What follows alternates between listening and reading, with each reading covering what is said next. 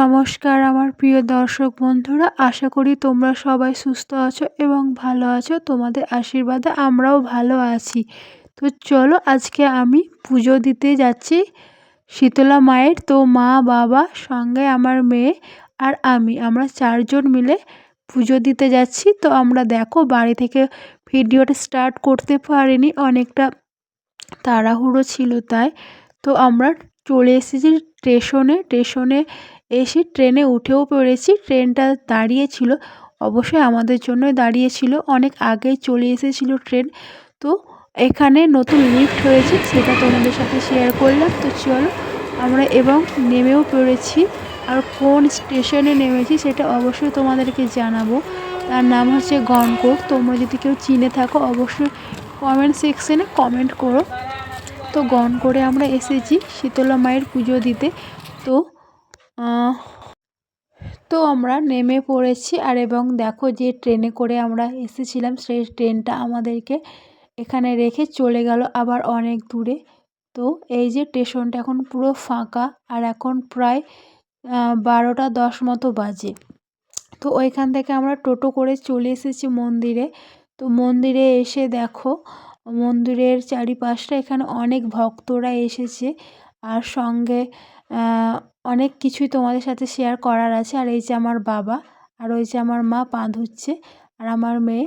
তো এই যে এটা হচ্ছে শীতলা মায়ের মন্দির গাছতলায়, বাট মন্দিরটা অনেকটা জাগ্রত। এখানে যে যা মানত করে তার মানতটাই পূরণ হয়, ঠাকুর পূরণ করে, সবার মনের বাসনা পূরণ করে। তো আমিও আমার একটি মনের বাসনা নিয়ে এসেছি ঠাকুরের কাছে, আশা করি ঠাকুর সেটা আমার পূরণ করবে।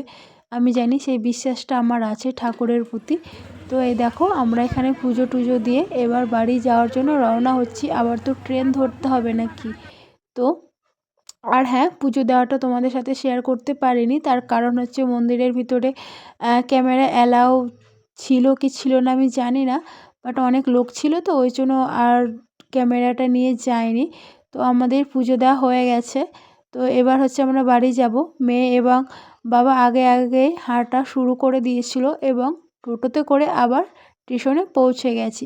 তো সেখানে আমরা কিছু খাওয়া দাওয়া করিনি, তো ভাবলাম ট্রেনের ওপরে উঠে কিছু খাওয়া দাওয়া করব। তো চলো, এখন প্রায় 1:30 মতো বাজে। তো ট্রেনের জন্য চলে এসেছি, ওয়েট করছি। তো এই যে গনকোট স্টেশনের নাম তোমাদেরকে দেখিয়ে দিলাম। এখন দেখো কোনো ট্রেন নেই, প্রায় 1 ঘন্টা মতো বসতে হবে। তার কারণ হচ্ছে এখন ট্রেন নেই। তো 2:25-এর ট্রেন আছে, তো সেই ট্রেনে যাব। তো তা করতে করতে দেখো মালগাড়িটা চলে এলো আর আমাদের ট্রেনের টিকিট কেটে নিয়েছি। তো দেখছি এখন 4 নম্বরের ট্রেন, ওই জন্য এবার সিঁড়ি দিয়ে উঠে উঠে আসছি। তো অনেকটা ক্লান্ত হয়ে পড়েছি, যেহেতু না খেয়ে উপোস করে পুজো দিতে গেছিলাম।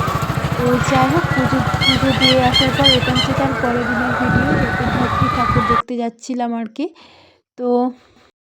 তো ভাবলাম চলো তোমাদের সাথে শেয়ার করি। ঠাকুরটা আমাদের এখান থেকে একটু অনেকটাই দূরে। তো ওই ঠাকুর দেখতে যাওয়ার জন্য চলে এলাম। সেই দিনকে ভিডিওটা কন্টিনিউ করতে পারিনি, অনেকটা অসুস্থ হয়ে পড়েছিলাম, ক্লান্ত হয়ে গেছিলাম। তো চলো, যাই হোক, ঠাকুর দেখতে এসেছি, আজকেই শেষ। ঠাকুর হয়তো এতক্ষণে মন্দির থেকে বের করে নিয়েছে বিসর্জন করার জন্য আর কি। আসবো করে আশাই হচ্ছিল না। তো চলো, যাই হোক, আমার শর্ট ভিডিওতে তোমরা দেখে থাকবে। তো এই যে একটা হাতি এবং প্যান্ডেলটা খুব সুন্দর করেছে, আমার তো ভীষণ ভালো লেগেছে। তো ঠাকুর দেখে এসে তার পরের দিনে, এটা সকালবেলার দেখো জবা ফুল। তো একটা ভিডিও 3 দিন ধরে করছি, আমি ভিডিওটা শেষ করতে পারছি না। তো চলো, যাই হোক, ভালো লাগলে প্লিজ লাইক কমেন্ট শেয়ার করে দিও। তোমাদের সবাইকে টাটা, বাই বাই, দেখা হচ্ছে নেক্সট ভিডিওতে। চলো।